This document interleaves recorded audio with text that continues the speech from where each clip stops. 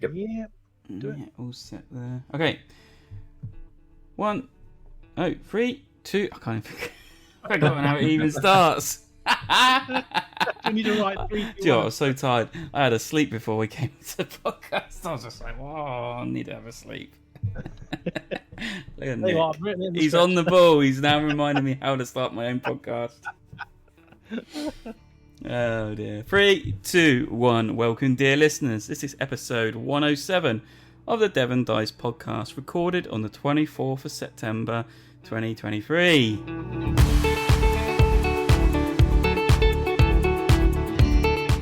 In this podcast, we'll be doing the usual news, crowdfunding, the games we've played, and maybe have some hints to what's coming up at Essen Spiel.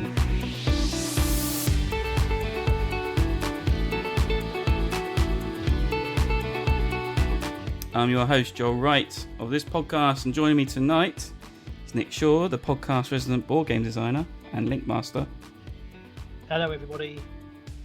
And Sam, I saw your comments earlier, the master of challenges and the podcast IT guy. And he's highly offended by that title. I do not answer to grave insults. I only done that because I got emails of like you changing the scripts last time, and you was like, "Hey, you won't even notice it's changed." So I thought I'd change that to see if you noticed it. Joke's on you. We noticed. Yeah. I saw your comments earlier, so it's funny. No. Master of the Clank universe and the podcast IT guy. That's Sam. Better. Hello, everybody. Anyway, and my Clank reign continues. I managed to play it again since we last recorded, and yeah, I won. So normality is resumed. No, that's good.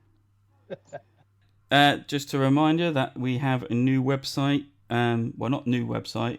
Old website address, new fashion, new style. Sam is working tirelessly behind the scenes when he's not working on stuff that he's getting paid for. So thanks, Sam, again. Which basically means it is changing, but very, very gradually. Yeah. Yeah, that's good. I was hoping to do a couple more things, but I've been so busy at work that I'm just at the time with the capacity. So yeah. So things might have to wait until after Essen, because that's slowly creeping up, as we'll talk about later. Or quickly creeping up, it does, yeah. Not long now, yeah. It isn't. So, in the news, not a lot of news. We've got more crowdfunding than news this evening. So, there's been a massive discussion everywhere on social media, especially Twitter, or X as it is now, and about AI being used to do art in board games. Yeah, this might be a lengthy discussion, or it might just be a couple of seconds and we're done. So this came up with the Terraforming Mars Kickstarter.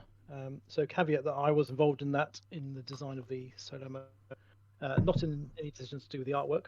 So I'm not linked to that specifically.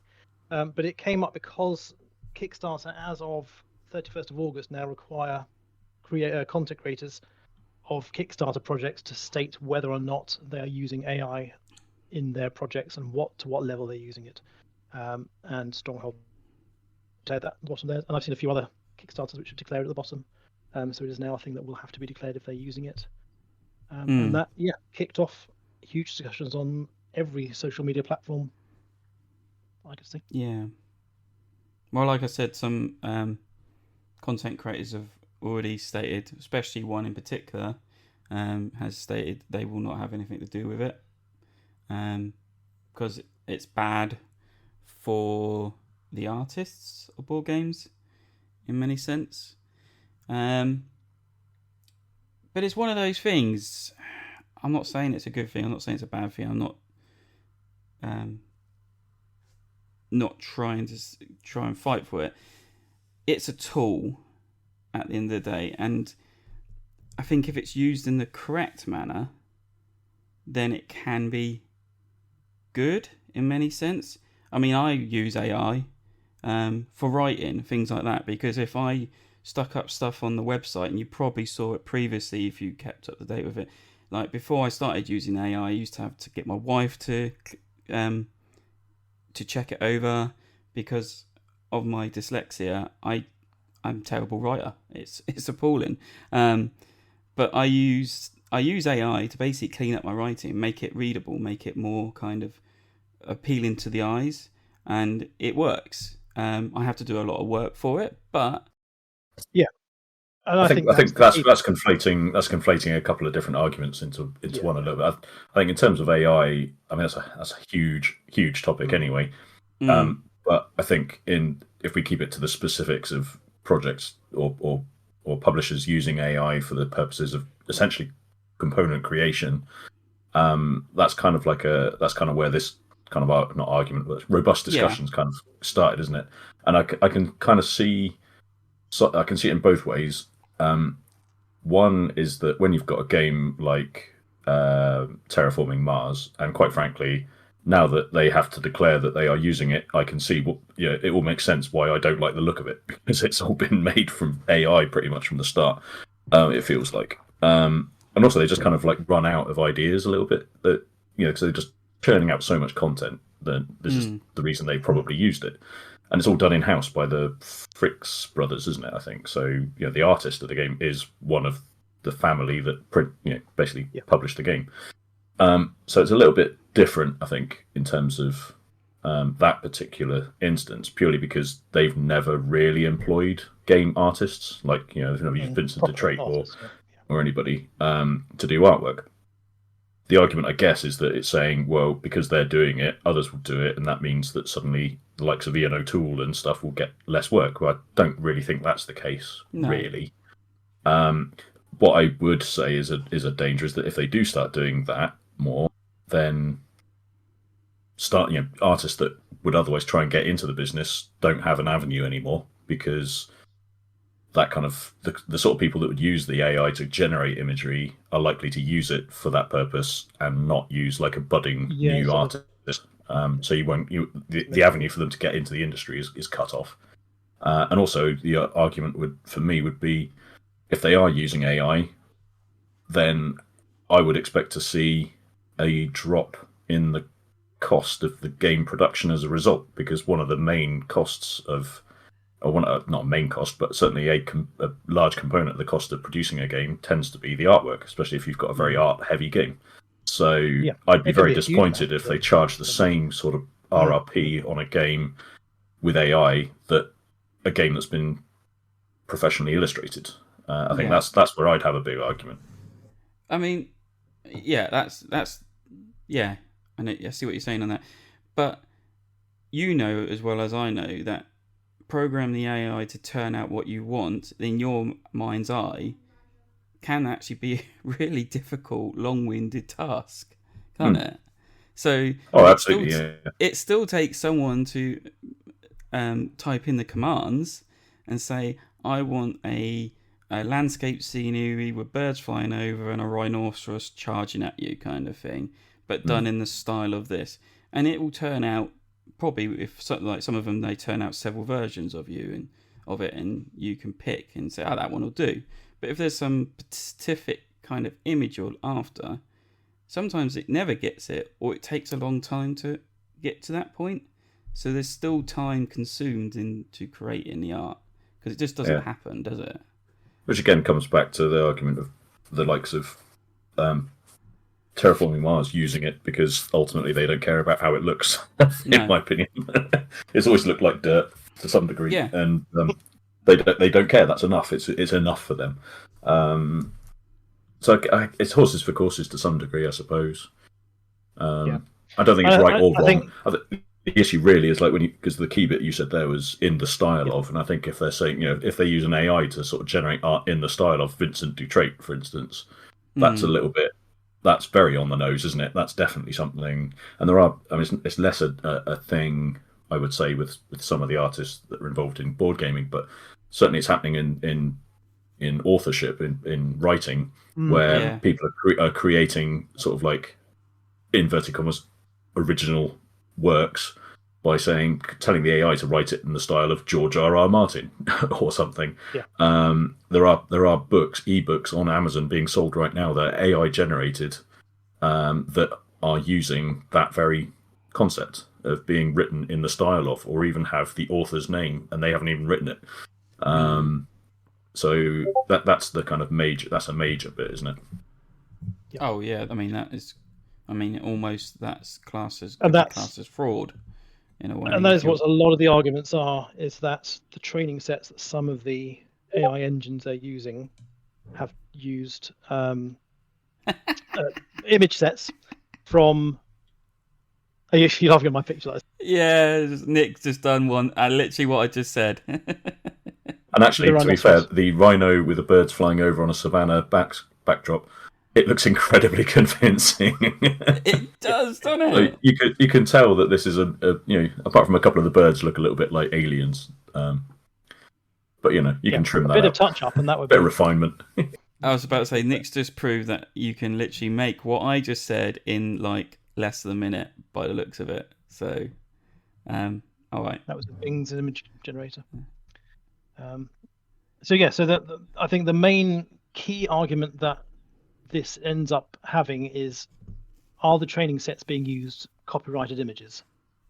Which in a lot of the cases they are. And then it's a question of, is this fair use under copyright law, or is it actually copyright theft? And that is something that legally has not been discussed yet. Has not been determined in any courts of law. It is becoming more so because there are people, as you said, people like George R.R. Martin who are suing certain people for copying his style, and training their text sets on copyrighted works of fiction. And so is taking a copy of an image and then pushing that into a diffusion generator, which generates trains the AI to then create things in the style of, is that copyright theft? And that's a very, very difficult question, which the courts there is no precedent in the courts of law on how to determine that. No, I mean, if they're creating art and they're not saying do it the same as Ian O'Toole. I mean, Ian O'Toole's quite difficult to copy because his styles are so vast. But Vincent Dutrait, you look at a Vincent Dutrait board game cover, you instantly know it's Vincent Dutrait. I was like, yeah, that's him, because he has only one set of artwork style. So if you just told the program just do this image, and it turned out something, that's fine. But if you did say Vincent Dutrait style, and it came out and it looked pretty accurate, then I think they do have a clause that they could sue, couldn't they? Because they do have copyright on their style. Do they? No, they don't. No, they don't. And it depends on what copyright they've put on the images that are publicly available on the internet, and it's a very, very complicated issue. I don't know how you would decide it, but certainly some of the generative AI packages like Midjourney have been sued. Outside of board gaming, this is just in general because of this, and those haven't really been resolved properly yet. It's one of those where technology's just overshot us again, and people are a bit shocked, I think, and they don't know. But it still does need that human input, because as you said, with the one I generated just now, the birds look a bit alien. You have to have someone to go in and touch it up. So it's not simply a case of put in a prompt, you get a perfect result. However, give it 5 years, we may well be at that point where it looks so realistic in artwork terms that you can't tell that it's a human or an AI. And where do you draw that line? Yeah, I mean, it was interesting because Watch It Played, Rodney put a couple of short videos on Twitter, kind of not for it, not against it. He's trying to get it in his head of like how he feels about it, and just kind of voicing his thoughts. And then in the comments towards it was interesting. Tony Topper from Secret Cabal podcast was actually kind of fighting for the AI because he works for Google. So he's like, well, most of this is my company, so I need to try and have someone to fight for it. And then he actually posted a couple of good videos of a lawyer talking about AI copying artwork, or not copying artwork, but AI being used in artwork and things like that. So yeah, I have to dig those out again, but they were quite interesting what he was coming up with. Yep. But if people want to join in the conversation, there are many threads on many platforms, but there's one on BGG under the general gaming forum. I'm sure you'll find it's already got 18 pages of comments on it. Lots and lots of links, lots of people with a lot more information and knowledge about this than we have. So it's well worth, if you're interested, having a read through all of those on both sides of the argument. See, Nick's just tried to do one in Vincent de Trait with a rhino. And I wonder whether it's got it confused with Vincent. Is it Vincent van Gogh? Yeah. Oh, yes, very likely, because I don't think that there'll be anywhere near enough images from Vincent de Trait tagged. It's really nice. I could put that on my wall. But it has added brushstrokes, it just looks amazing. It does. But that's with where we are now. And, as I said, give it 5 years. That'll be. I'll put these up on the Facebook. That really confused people until they listen. Yeah, just random pictures of rhino. Yeah. So yeah, not for it, not against it. I mean, I use AI. I've been playing around with it. You can see Nick's been playing around with it. I mean, but yeah, it's one of those things. I think people are worried that it's just going to put a industry out of work. And maybe because it's so easy, it's not going away, and then we'll have to start dealing with it in some way and working out how to work with it there, either by, as you say, just blanket saying no, I'm not interested in it, or by working out how to integrate that into the artist and illustrator. I mean, there's a whole different stuff. So, like people that do fan art of like comic books, but do it in styles and things like that. And is that the same thing? Will Marvel start coming after people that do endless pictures of Spider-Man kind of thing in their own work? I don't know. And that's the danger of having a court case to say that you can't copy a style, because then that opens up a lot of artists and illustrators who legitimately make a lot of money from doing styles. Whether they copy or not, you could then just say, well, that is a very similar style to me and I've got a copyright on it. What about all the people that go into art galleries and copy actual, like the old masters and then sell them as copies, kind of some of which people do amazing accurate copies, really incredible copies. Yes, them selling it on is then another issue of should they be allowed to do that. But that's kind of like almost like the Creative Commons kind of thing, isn't it? I'm not sure if that applies with artwork, but I suspect it may well do. And if there was to be an issue like that, they would kind of use it in the same way as it does with like published books and stuff. Once it's over a certain period of time, then it becomes open license. And I could see that being the case. Why shouldn't somebody try and emulate the style of Vincent van Gogh or Picasso, for instance? As long as they're not trying to claim it's a unique art style or something, then that's fine, isn't it? In the same way as people can publish their own works of, that's why Cthulhu, for instance, is a huge theme in board games. It's exactly the same kind of principle. Yes, because it's in the public domain now. Yeah, but I think it would be clearly an idiotic thing to try and go, I'm gonna make all my AI artwork like Vincent de Trait and just undercut it. I'll just say, whatever Vincent charges you, I'll charge you 50% less, and just generate the same style. I think that would be quite an easy argument to have in court, probably. Yep. Definitely. Moving on, Lucky Dot Games has announced a one-off reprint of Food Chain Magnate. So basically, the visuals upgrade and component upgrade, and it will have the it will have the ketchup expansion in it as well. I do love that name. That is like one of the best expansion.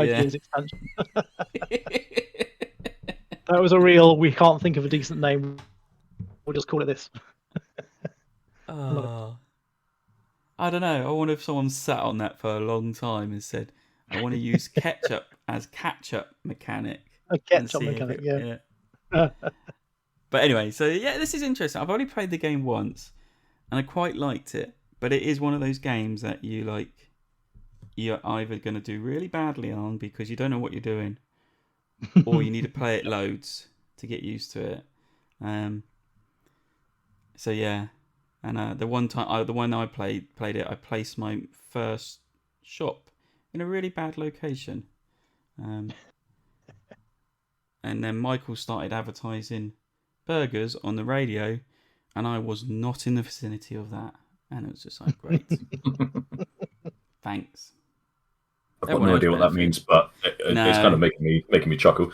I think the one thing I've always thought with Food Chain Magnate as it is with most Blotter games, that they just look terrible, and I know that essentially most people don't care. The people that like Blotter games don't care, and that's absolutely fine.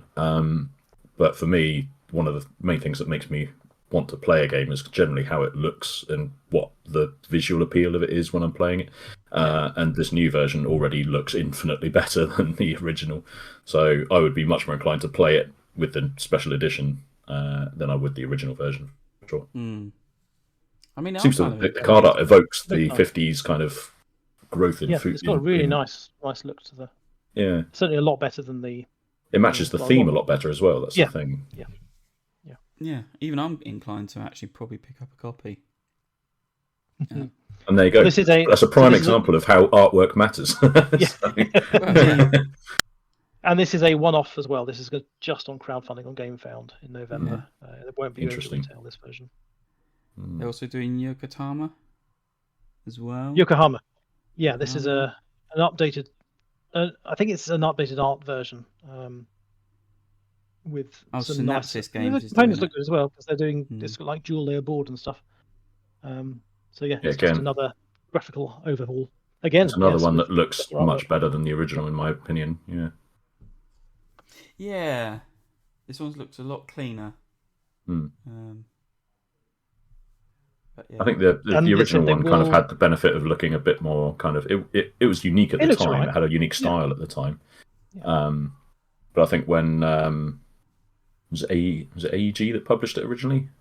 I can't remember now. No, that's it. Tasty Minstrel. That's it. As a TNG, yeah, when they published it, they essentially published the same graphical art style as the original Japanese one, didn't they? Yeah, and it was right. It was. Yeah, it was fine, but it was functional and it kind of had that unique, kind of very colourful look to it. But I think this new version looks like it. Again, it was just modernising it and making it feel more current, which is nice. Well, they actually did a Kickstarter for a Deluxe edition just before they went bust as well. So I don't know. They did, yeah. Oh, did they? I don't know if the backers got their money back for that or not. I would doubt it if they went bust. No, they're technically not gone bust. They've stopped making and selling games. And they're still doing their dice and things, aren't they? Dice and so they're still operating like that, but games and everything they just got rid of. Weird, but yeah, they look nice. I like those. Definitely. And moving on to crowdfunding. So a lot of this is on Kickstarter. Maybe one or two on not BackIt. GameFound. So it's gone crazy on the crowdfunding world. I'm going to start this off with the what I labelled as how to milk the cash cow. So this is Everdell Cozy Critters, Blankets and Plushies. So these are, as the name suggests, little plushy animals and blankets illustrated with some of the artwork from Everdell. So this isn't a game. This is just based on the artwork and the characters, which are beautiful. They are beautiful illustrations. And this is up on Kickstarter. It looks like it might have actually just finished as well. So you might have to go into late backing if you want any of these. But yeah, they're very cute little plushy animals. And then they've taken a lot of the really nice artwork from a number of the characters to put on blankets. And you can get a copy of all the games with various expansions And this is another fantastic example of why artwork matters, at least for the business side of game because selling. it's beautiful artwork. I love Everdell's artwork. I'd bet you that a significant proportion of the sales of Everdell and the popularity of Everdell is largely down to how it looks, the Andrew Bosley artwork, and the these plushies and stuff are all feed straight from that. And the people that love Everdell love the artwork, and that will sell more things because they love the artwork, won't they? So again, artwork matters, folks. Artwork matters. This is a thing. I mean, it's a consistency, isn't it? When you've got one person doing artwork, they have a consistency how they do it. You try and train AI, and it will vary from time to time. So this is one reason why you get an artist to do the work. The other good thing about this particular project, though, just it's a shame it's kind of timed out now. Literally just ended a day ago or something. Is that it's one of the few places you could probably get a significant discount on the Everdell complete collection as well. $202 instead of $350. That's a heck of a saving. Which is a huge saving on the big box. Yeah. That's about 150 quid. Yeah. Which actually it sounds a lot, but for everything Everdell, that's pretty incredible. That is. And because of that, I bet they won't do a late pledge for it with those discounts. But they might do. You never know. That's a shame. Well done, Nick. I found that too late. I think I found that just after the last episode, so it was but we brought it to attention on our Discord server well before it finished. So if you're interested in our discussions about Kickstarters, come join the server. Yep, definitely. Indeed. So on another one where artwork is very important, this is Creature Caravan by Red Raven Games, and obviously illustrated and designed by Ryan Luckett. And this one is still running for another 15 days. It is indeed. And they're doing well. They've got $200,000 already of their pledge. Yeah. It's kind of very similar, isn't it? It's, again, the same thing, impact of... Because when I started collecting them, because it's got that unique art style and consistent art style. So. And Creature Caravan, I believe, I think Ryan said, is a kind of a reworking of Artifacts Inc., which was one of his very early games, which I still have a copy of, actually. It's quite fun. Quite a lighter game than his other ones. But yeah, this one looks cute and obviously has beautiful artwork. At the same time, they're also doing I think it's a second or Emerald edition of Islebound, so kind of a redoing of that version of that game. And they're also releasing an RPG as well at the time called The World of Azure. World of Arzium. That's a difficult word to say. Which is an RPG that Ryan and his wife have written. So that is a lot of really nice stuff. There's also a little roll and write game called Crystal Miners as well, which is being given free if you back. So if you like free print and play roll and writes, then you can jump in on that for a low price. But it looks very nice. Actually, the most interesting part of that for me is not that I'd want to play it necessarily myself, but the fact that they're doing an RPG based in the worlds of Islebound, Above and Below, and stuff. That feels like a no-brainer. They've invented this universe with all these different characters and there races. are some videos of playthroughs of that as well if you want to see what it's like. So it's not just going in blind. Yeah, so it's very interesting. Yeah. Who wants to take the next one? Oh, this is Sam's mate, so I think he should take it. Oh, yeah. So, Postmark Games, Rory, friend of the show. Hi, Rory, if you're listening. They've released, or on Kickstarter, a new game called Battle Card, which is a solitary roll and write from David Thompson and Nils Johansson. David Thompson being the designer of, help me, Nick. Many war games, Imperium. Done many, Imperium, amongst a bunch of others. But it looks not my kind of thing, generally speaking. But actually, when you look at it, you think, actually, this looks because it's sort of. I suspect that Rory's done the graphic design for it. It looks fantastic. It's just like the graphic design's really smart. It looks like you kind of basically it's a solo kind of battle of history. World War II, I guess, in this one, isn't it? And there's going to be looks like there's 5 or 6 they've kind of assigned depending on the first series. So there's going to be 5 individual battles that you can play through as part of this kind of roll and write kind of style system. I was wrong there. It's not Imperium. It's Undaunted. That's the one. Undaunted. That's the one. Yeah. That's the one. Yeah, of course. So a very established World War II. Indeed. Yeah, he's done a lot. Designer. Yeah. But yeah, it's just again not really my kind of thing. But it looks. But I say that I might well, for it's a cute little the cost of a £5. Roll light. Yeah, indeed, for that price. I think it's a really interesting little niche in the market that Postmark are sort of going for. Is this kind of cheap? You basically buy the files and you can print them off. Quite an interesting way of doing it. And it's certainly very cost effective for them because they pay for the graphic design, the artwork, and the design, and that's it. There's no shipping. There's no logistics. Like I said, I'm pretty sure that knowing that Rory is himself a graphic designer, I suspect he's doing the graphic design, and therefore his share of the income from the sales goes to him on that basis. I would have thought. So yeah, it's fantastic, and it seems like it seems to be working for them. I don't know what this one's doing. 10,000 of a goal of 1,000. So yes, considering that's a pledge of $5 per pledge, that's pretty good. 2,500 backers. So that has 6 days to go at time of recording. Yeah, so I've just backed it. You reminded me. Nice. When I saw him announce it on Twitter or X, I was actually quite excited about that because David Thompson, very good, very knowledgeable about his Second World War, maybe even First World War, and that. So strikes me as the kind of guy that probably knows quite a bit about all of them. So I'll be interested. I think there's a series 1. They're clearly obviously planning on more. So I could easily see it being something that there could be a Vietnam series, for instance, or again, it's very extendable, isn't it, in terms of the arenas that they could end up fighting and having these kind of scenarios in. You lost the other picture. Yeah. Nick's just proving the point via our Discord server of why AI art generally won't work.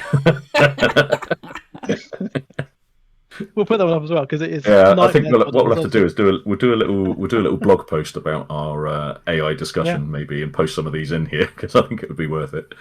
Yes, definitely. Why you need a proper artist on the project. We're all going to have nightmares based on the last one, is all I'll say. Yeah, this is Microsoft Bing's image creator, which is powered by DALL-E. Oh yeah. Yep, I've used that a little bit as well. Final Girl Series 3. Again, this is another Nick one. I am interested in Final Girl like games, but because they're just solo, it's just like they are solo, yeah. So and they are very popular. Final Girl is very popular along the solo community. It's not a style that I particularly like. The world it's set in, kind of grungy. Just tell me that kind of 80s era, kind of 80s 90s kind of 80s 90s kind of horror genre type thing. Yeah, but it's very, very popular. This series 3, so this is the third in the series, and it's made almost it was over $1 million now. It's made, which is quite amazing. For this style of game, and it's just a new some new.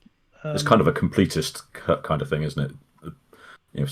Secret Cabal call it junky behavior. I think this is it's junky. It's a junky game. Final Girl. It's more in the style. People that love it are going to get the whole lot because they want them all on the bookshelf. Or when you get miniatures and stuff, and oh my word, there's a lot of stuff there. Yeah. This just looks like a good one, a popular one. The buy-in is $20. I think it's hard to tell what's actually the game and what's not on there. The lowest pledge level is $20. Or you can get the whole lot for $179. So it's I mean it's basically riffs on old 80s, 90s movies. I think there's Terminator and the Stranger Things. They got Razorface. It's got Halloween and that kind of stuff. But I think Razorface is kind of meant to be. Was it Nailfake? What's in Pinhead? That's it. Cenobites and stuff. So it's all riffs on that. So if you don't know what Final Girl is, basically it's a solo game where you're rolling dice, and you are the last surviving female being hunted down by like the known killer of the movie, and you are in the final stages of the movie, and you're just trying to survive or kill it or escape and things like that. People love it. It's a really clever idea, I think, for if you're going to do that kind of game. It's a really clever idea because it's a very common, as we can see, very common 80s and 90s cinema trope of these kind of slasher type movies and stuff. So it's really I think it's a really clever theming idea for it, and the amount of stuff the content they generate for it that seems to be actually really good quality is amazing. Yeah, not my kind of thing, but no, I appreciate it. I like the sound of it, but the thing with like solo is like I just feel like if I'm going to play solo, I might as well just turn on the Xbox and play Starfield. It's one of those things. Like I've done Witcher of the old world. I've done that solo, and that took me like 5 hours. I was learning the rules as I was going, but I was just like, I'd rather spend 5 hours actually playing Witcher 3 than doing this, because I get more of the story, I get more out of it. So it's one of those things. Solo, not for me in board games at the minute, but others it is. Cause maybe when I'm retired and have no friends and I'm in a nursing home, then I'll be wanting the solo games. Imagine that. Brilliant. I'll be getting I would say I'd get the hose pipe out, but unfortunately I can't, because there'll be electric cars by then. I won't be able to generate any carbon monoxide for myself. I understand what you mean. I was like, where's the hose pipe out? Right. On that dark note, let's go to the next one. Yeah, come on, Nick. This is another one of yours. This is Sam's one. Yeah, so the next one is Kavango, which is a one of those the next in the line of those animal conservation, natural world kind of games. And this one, I remember being at UK Games Expo. I saw people carrying copies around, and it turned out that they're kind of like preview, prototypey, pre-production demo copies essentially. Because I remember seeing it, thinking, "Wow, where's that? That looks interesting," and wanted to go and find it. But they were just showing it off. The publishers were showing it off before they launched it on Kickstarter. And this one is all essentially about running animal conservation. Is pretty much it, really. Imagine a little bit. It's easy. It's an easy example. You sort of say it's Wingspan, but with multiple animals, really, which is essentially kind of in a very arbitrary way is what it is. In a sense, you're putting this kind of tableau of an ecosystem, essentially, where you're kind of like conserving these different creatures. I'm not going to go into any more depth on the play of it, because I don't actually know it well enough to do that. I eat with my eyes, as you well know, folks, and I just like the look of it because it's loads and loads of cards, and they've all got lovely illustrations of animals on them. Kind of all I needed to know about, really. But yeah, it's kind of got like it's got that kind of same thing. If you play certain animals with certain things, it triggers triggers other abilities on other animals and stuff. I think the only thing I've seen as a comment, and it certainly looked that way when I saw it at UK Games Expo, is it can be a bit of a table hog. Not only in terms of like Ark Nova's a table hog because you've got like a big thing in the middle and stuff, but everyone's got their own tableau, and the tableau is huge. It's like the size of a table for each player, essentially. So I'm not quite sure how it would fit on most people's tables. So I'll have to watch some demos and stuff. But the one thing I like about it is that I say one thing I like quite a lot about it. I like the artwork and stuff. But as with most projects, they've got like a retail and they've got a deluxe edition. And the deluxe edition's got these lovely cardboard trays and stuff that are actually kind of like organizers within the box, but also organizers on the table as well, which I quite like. It's not just stuff to store. It's kind of like they're actual trays that come out and sit next to the board and stuff. So it's all nice. And again, they've sort of taken the lessons of Wingspan a little, I guess, and used some of that in their design. And it's a reasonable price, especially the deluxe is £69, which is I think that's not unfair.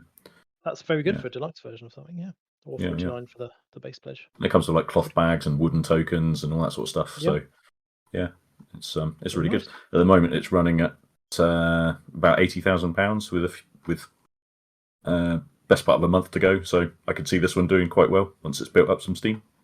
Yeah, very good. I'm kind of on the fence purely because I've spent so much on Kickstarters lately that I can't quite justify just jumping onto something, but we'll see. So moving on to another nature-themed game. This is PnP Evergreen, and this is coming from who's the publisher of this one? Weird City Games is publishing this. So this is a reimagining, I think, of the original PnP game, which came out a few years ago. And again, this is nature-themed. It's beautiful artwork, and you are attracting wildlife to your area. You're growing your forest, trying to build your ecosystem up. And the changes apparently for the Evergreen version is that you can actually build the forest with actual little 3D trees as you go. And it's looking like a decent, again, price decent wise is the retail edition of $40 or the deluxe edition $55. Again, very nice. I'm not sure what the deluxe has. I'm going to have a quick check to see. The retail does come with the 3D trees. Wooden tokens, wooden ecosystem tiles, deluxe box with art back and die cut punch board. Down enough on the page. Oh, it's a long way down the page. So it has a deluxe box with lots more artwork, custom punch board range maps. It's got 3D, not 3D, but heat transferred animal tokens with really pretty art on, things like that. But yeah, so I don't know much about the original PnP. I'm sure I watched a preview of it at some point, but I can't remember that one. But this is basically, it's the same game but with extra stuff on it to do more. But this looks very pretty. It's doing quite well. I've got a copy of PnP sat on my shelf. I've only managed to play it once, and we only managed to play about half a game. But that was again. It's one of those that I love the artwork on it because it's just stunning natural world kind of artwork. PnP as a card game just felt like it was. You end up with these just piles and piles of cards in front of you, and I wasn't. It's one of those games that I'm always thinking I'm playing it wrong somehow, but I'm not entirely sure how. I like the fact that this one's got more of a board presence and stuff. So it's not just I'll put this card here. Yes, I think. Not just cards. This feels a little bit more structure to it, which might be quite nice. Yeah, very good. But yeah, the Vincent Dutrait artwork is really nice. I wouldn't have put it as. I didn't realise it was Vincent Dutrait at first, and now I see his name there. I'm like, oh yeah, okay, that makes sense. I can see that with the other version of PnP I've got. So yeah, I think I'm much too used to seeing his artwork as like just dudes. What you call it? Cowboy kind of ones, and That's nice. It's really good. Next on the list we have is Bone Wars from the Game Brewer. This is a game of reliving the great dinosaur rush of archaeology, presumably around, I assume it's set in the 20s or so. And yeah, this just I saw this pop up a lot of times on my Facebook feed as adverts, and I've seen a few playthroughs of it, and it looks like a nice little game of archaeology. Trying to work your way through exploring, setting up your camps, and then digging up your dinosaur bones to create a full dinosaur skeleton. It's interesting. It only has a single pledge. This is a game found for €115, and that's the deluxe all in. So it's just a one pledge. And that's it. It's the deluxe. That's what you get. Which you can you can choose the others, but it's a weird game found thing. So if you click the choose rewards, you can choose one of the cheap ones. Not any actual shaped dinosaur bones. That's what you want. But some nice stuff in there. There's more later on. Yeah, so you can actually, there are standard edition. There is a 55. The default pledge, the default pledge level is the deluxe. So you can buy the standard edition for $55. That's one thing with Game Found is that it does hide the pledge levels for you, doesn't it? Until you. I was going to say, I think it's kind of given you. I think it seems like it gives you options for like being a bit sly about how to upsell your kind of better versions or something. Yeah. Because some projects will have like the Kickstarter style where it's like the cheapest at the top and then work your way down. I'm assuming it's like if you create a project, it's presumably got the option of how do you want to present your pledges. And this one's chosen to say, give it the all in, and then or make it a bit harder. The featured one on the side. Yeah. we'll see. But yeah, so this looks like a nice one. It's a theme I like. It's a fun theme. I'm hoping someone else backs it, because otherwise I'll have to, and I don't really want to give it again the expense of all the other stuff. It's one of those buy before you buy, is it? Do you think? Yeah. I mean, I love the idea of it. The dinosaurs, all in, and I like the sort of sciencey aspect of it all. And it being competitive as well is just really nice. And the artwork looks really good. So yeah, I want it, but I just can't quite justify it right now. Yep.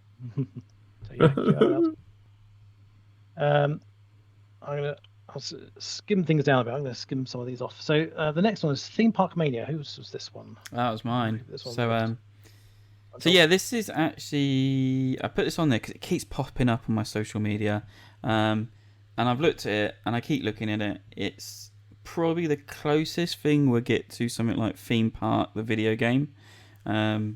So the idea is first you build paths and rail tracks and things, and then you add in the rides, and once all the rides have been added in, the park opens up and you start scoring points of who goes on rides and things like that. Something like that.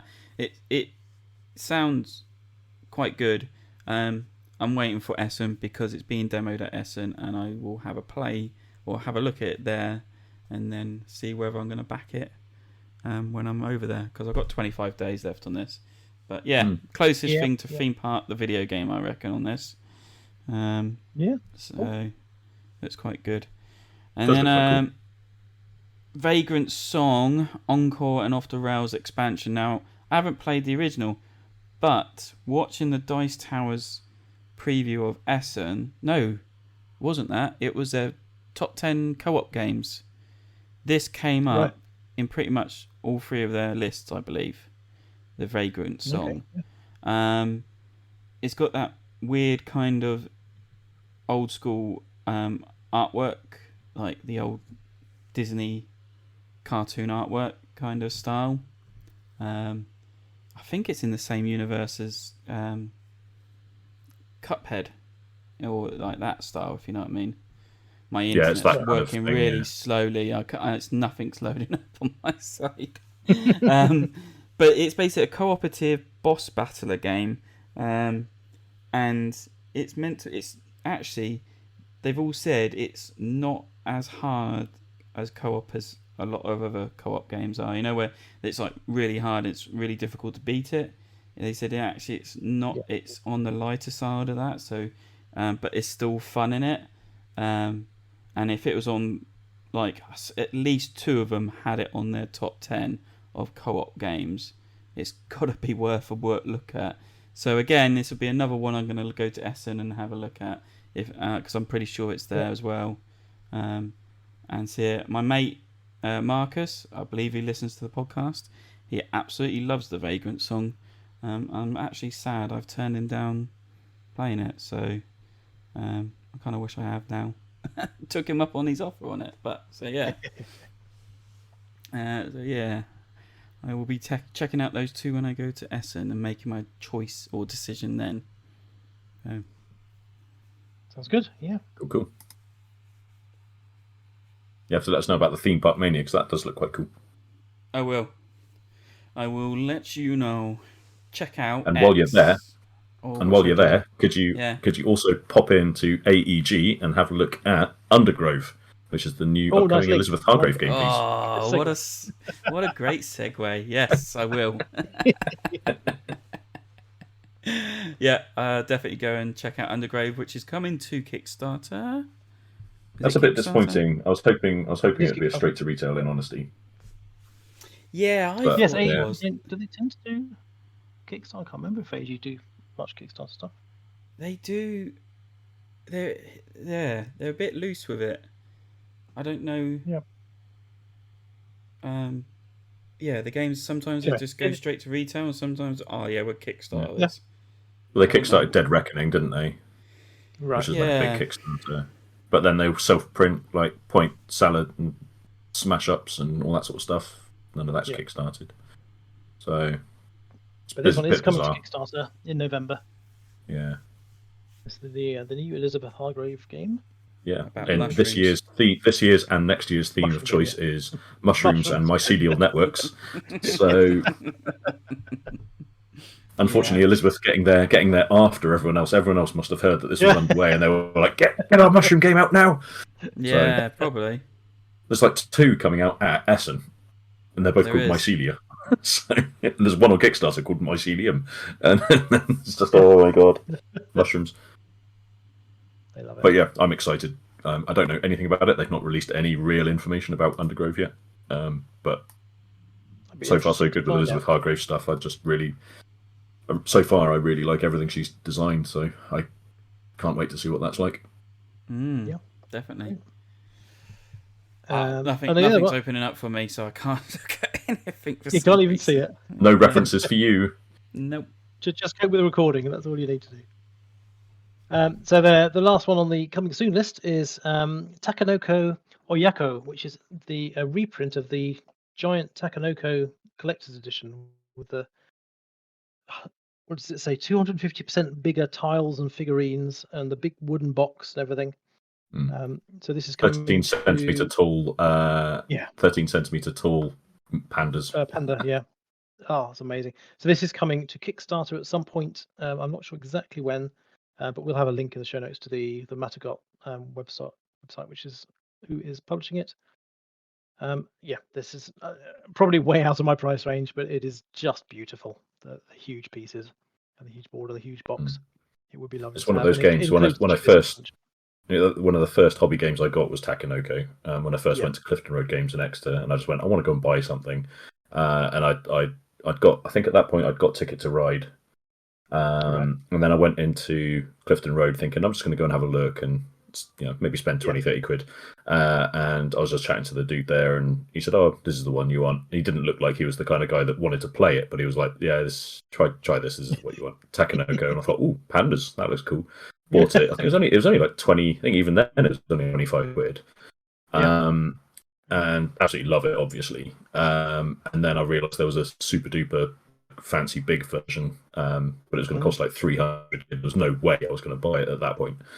But it's the kind of game, if I would definitely look at it now, or if I was at that stage of my game playing. I think I'm kind of over it now. I don't think many people I play with would play Takenoko generally, but if you want that kind of statement piece, kind of collector's item, then you can't get much bigger and more beautiful than this. Yeah, it's pretty special.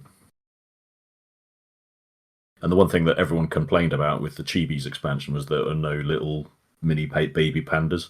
When you play the game, you realise, when you play the expansion, you realise why there aren't any, because it would be pointless. But this does have them in?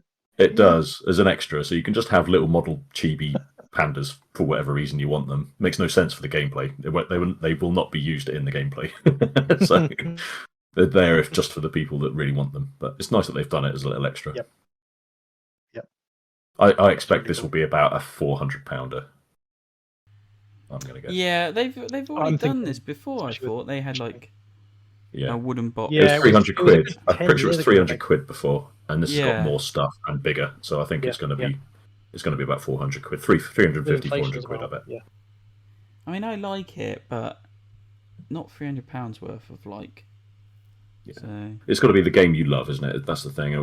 And because it's a family game, a lot of families kind of have it and love playing it together. Then that's the kind of one you're going to go, let's get that. That's just I bet they're not expecting to sell 10,000 copies, but they'll hope to get a print run of 1,000 and sell the lot, I would guess. Yeah, definitely. Right. And that's all our crowdfunders. What a list. Yeah. Popular time, clearly, to start crowdfunders. And now we're going to talk about 30 more games.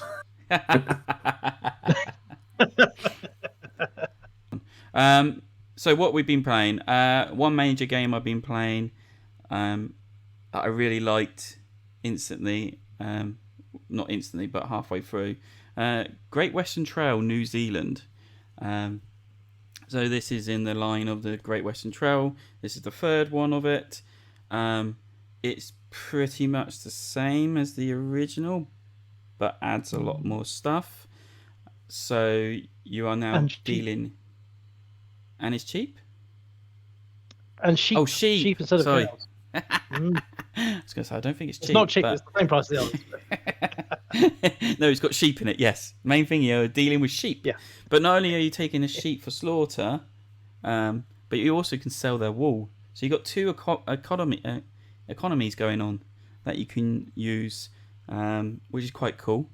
So, but then also it takes the aspect of the expansion to a Great Western Rails and has that kind of put onto the side with this other board where you're sailing a ship around and you're putting stuff and swapping your people you pick up and putting it there. So there's quite a lot going on.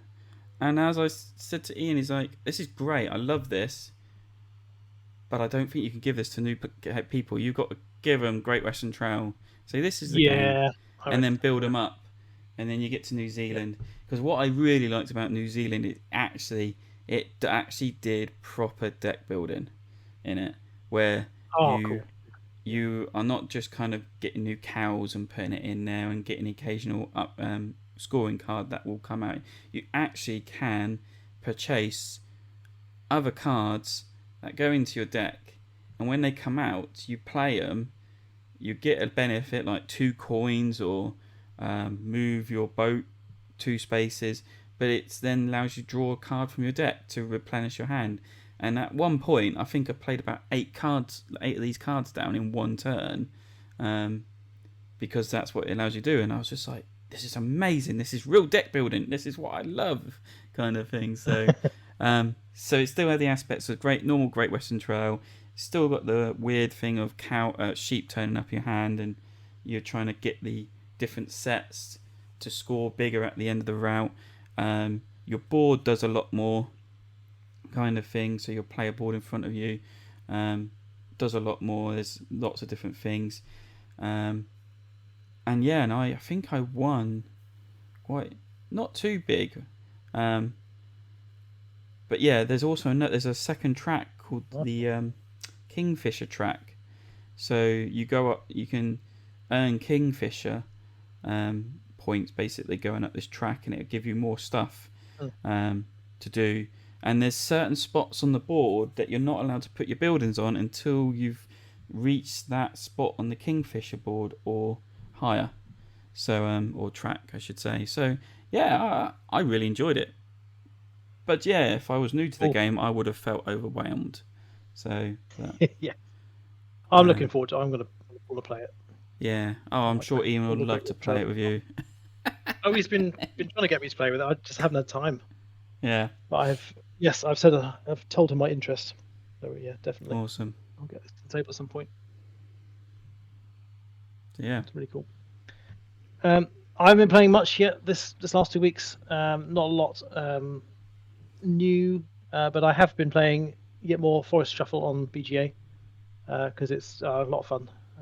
I finished my first game of it, which was a 2-player game the other day, and it was really tight right up until about the last 10 cards played, and then my opponent managed to jump over 100 points ahead of me and ended up with like 430 points. It was insane.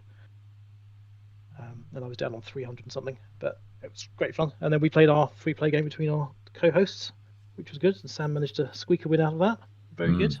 Good old horse chestnuts. So we're in the rematch now. Oh, those chestnuts, they're good. I was going full on bat strategy. I think bats and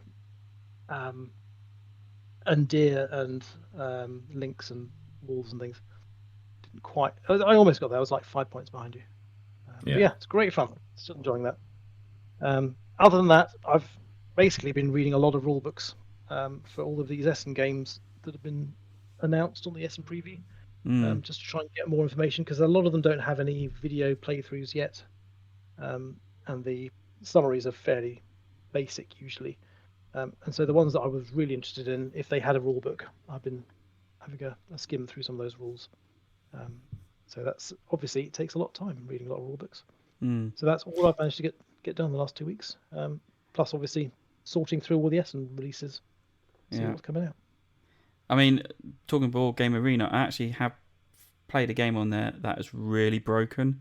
That really? Right. We had to abandon because it was so broken. we were playing New York Zoo. I love that game. It's a great game.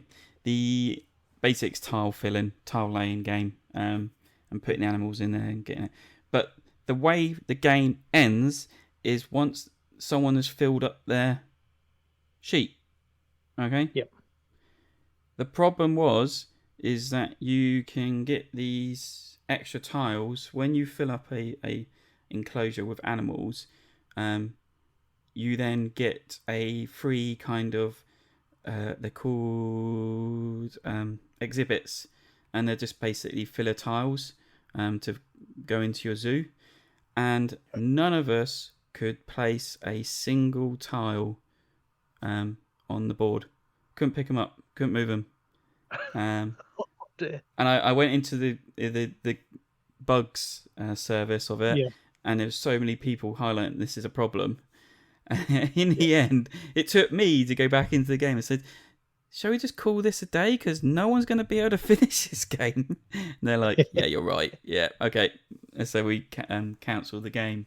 So yeah, we do come across games that are not being fully implemented. But that's why the alpha and beta services are there, aren't they, really? So Indeed. Although we did manage to break Forest Shuffle for about an hour. You did. You did. I did, yeah. I don't know why I did do it.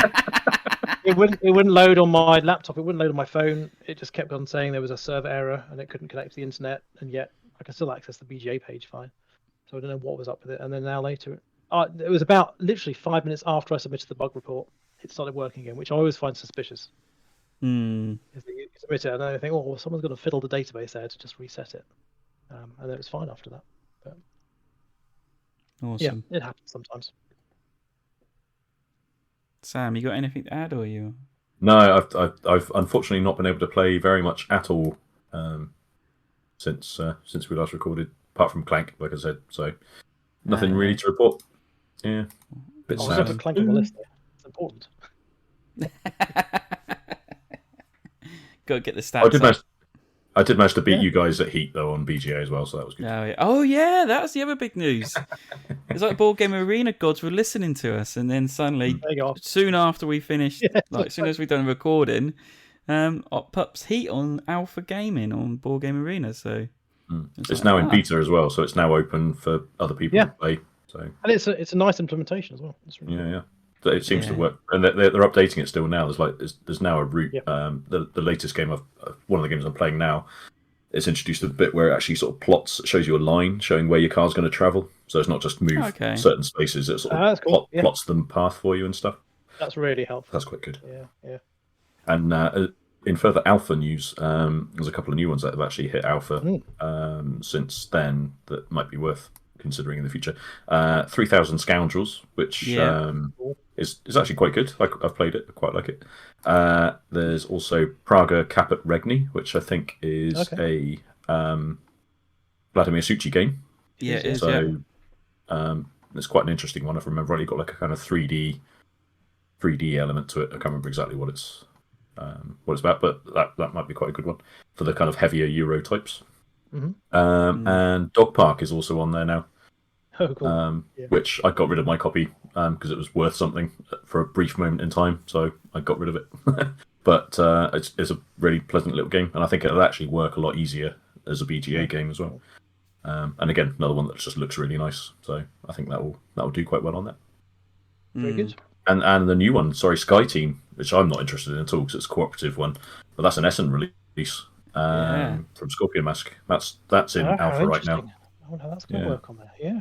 What's interesting is that it's going on to BGA before it actually releases as a purchasable game, which is quite interesting. Yeah, that's amazing. Very cool. Yeah, they're doing some good stuff on BGA.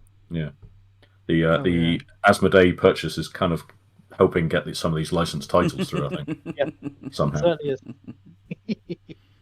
Definitely is. Yeah, I need a rematch on our Heat game because I came last, I think, in that. Yeah, I managed to spin out twice and not come last. I was really impressed. I don't know how I managed that. I went round 2 corners and I realised, shit, I've gone round 2 corners. And I just kept on going and kept on going. I just lost track of what I was doing. I was just like, and now I go all the way back down to the beginning. Right, okay. Don't think I'm going to win this. So, anyway. That's funny. So that's it. That's it for Star Trek Discovery. Nick wants to talk about. Yeah, well, you mentioned mycelial networks. I thought I'd put that on there as well, because I mentioned last episode I started rewatching Star Trek Discovery, and I'm now just at the end of season 3 of my rewatch. I'm thoroughly enjoying it still. I still don't know what the bad ratings were about. No. Discovery. I think it's largely because it wasn't like classic Trek, isn't it? Is the thing? Yeah, I think that's it what was such a difference. But yes, rewatching it in retrospect, it's some really, really good storylines going through, especially the arc story. Do you know what? Season 2, brilliant. When we were actually talking about mushrooms and we were talking about mycelium, I was like, that was the first thing that came to mind was the the story arc in Discovery. I was just like, okay. But I love Discovery. I don't know what the problem is with it as well. It's the traditional Trek heads that don't like it. Yeah, they like the new next generation style. The very monster of a week single kind of episode, isn't it? Yeah, yeah, exactly. Yeah, which is why they love the what's the new one? Strange New Worlds. Strange New Worlds. Yeah, that one's much. I mean, more that has an overarching arc stories and character development across them all, which is really interesting. But it does have they are more episodic. Yeah. In the way they go. But they're all combining, aren't they? It's all meant to be one universe, in a way, isn't it? Yeah. Especially three or four different Worlds, ones now, isn't there? Yeah. And Lower Decks now is because there's that crossover now is officially part of that canon as well. That's next on my list is Lower Decks season 3. I think it is. Yeah, that'd be good. I'd be well into it if they did a crossover with that Beth MacFarlane series now as well. The Orville. Oh, yeah, very good. So I don't know how they would do a crossover there because that is set on Earth as well. So that's it'd be like an alternate universe, wouldn't it? Yeah, it would. Yeah, that would be funny. Very funny if they could somehow pull that off. But other than that, I'm still trying to complete my first game on Starfield. But... Well, it's a game that you will never complete, pretty much, isn't it? The idea. Yeah. I mean, you complete the story, you complete the main story, but you can just play forever, essentially. Definitely. But I'm getting sidetracked with it all. I'm just doing loads of all the little side quests and separate little faction missions and stuff like that. I haven't touched the main mission yet. Yeah. Really? See, I'm trying to cannon through the main mission, but I'm a bit like you. I suddenly get, what's this over here? I'll go and do, it's another little mission. I'll do this quickly and then get back to the main mission. I'm quite like it, just landing on random planets where it says like there's an abandoned science outpost or something. You find there's a big pile of space pirates there, and I just plow through them all, killing them all. The trouble is, I end up with piles and piles of stuff that I don't know what to do with. So I take it all back to the safe at the lodge and just dump. I've got like probably about 59 metric tons of crap in one safe. Yeah. One hack I've seen for the people complaining about the lack of storage is that I think at one point when you do, and I'm assuming it's the loyalty mission you get with one of the companions, Barrett, you get like an apartment, and basically people have gone, where do you keep all your weapons? And this one guy just kind of goes to the apartment and just chucks them on the ground. So there's room full of guns, and they don't, because it's your apartment, nothing changes, no one steals anything or anything, so it's just left there. So you've just got this room that you can store shit in. Well, another hack I saw was it's doing the same thing, but do it on your ship, chuck it all on the floor, and then go to ship crafting, and then when you craft your ship or do something to your ship and save it, you go back in, it's all gone, but it's all been put into storage, and it's way over capacity, but it doesn't affect you, it's just there. So it's just like, because I've done that. I've just gone to my ship and I was like, I don't want this, don't want that. Chucked it on the floor and it's been there for ages, the stuff. Yeah. So the fun one I saw yesterday was how to steal from people like a pro. And it's like you kind of carry a tray or a basket or whatever, so that you can pick up these kind of random things. You can essentially pick up a tray, and then you go along the video shows it as like this dude in a casino, and he goes along to these casino tables where there's just like those cred sticks on the table. Yeah. Obviously, if you just pick them up, you're stealing. But he's got this, so he puts this tray right just underneath the table, overhanging the table a little bit, and then he picks up another item, and then pushes all the cred sticks off the table so it lands on the tray. Then you pick up the tray again, which isn't thieving because it's your tray. Then you take it to the toilet, close the door, and then you pick up all the cred sticks. But I'm gonna have to try that. That looks like a good way to do it. How do you pick up stuff? I've not been able to figure that out. I don't know. I'm not sure. I'm gonna have to research how they did it in that, because I'm not sure if that's just maybe something that was on PC only or something. Maybe. There's a little kind of patch or something. I don't know. But yeah, it looked funny doing it, so I have to give that a try. Yeah, I've seen that. The people just knock guns out of the room to the back room and then pick it up, kind of thing, using item. But yeah, good old fun. Yeah. Right, let's close this out and then get on with the next one, because we're sadistic. Yeah. Right, Nick's just disappeared when we're about to finish. Anyway, thank you for listening to the podcast. Please leave a comment or suggestion of what we've been talking about on this show. It's always grateful. Pop along to the Discord channel. As you said, we have fun in the Discord channel, and you can see what we're laughing about most of the time. And yeah, check out the show notes. All we talk about in the show is in the show notes there. Nick does a fabulous job of linking it all. So yeah, you can go and find everything you need in there. And it's just for me, I'm kind of panning because Nick disappeared for 3 minutes and he's back. I'm here. I figured you would talk about Starfield for hours. So. No. So yeah, just like to say goodbye from me and goodbye from the guys. Cheerio. Goodbye, everybody.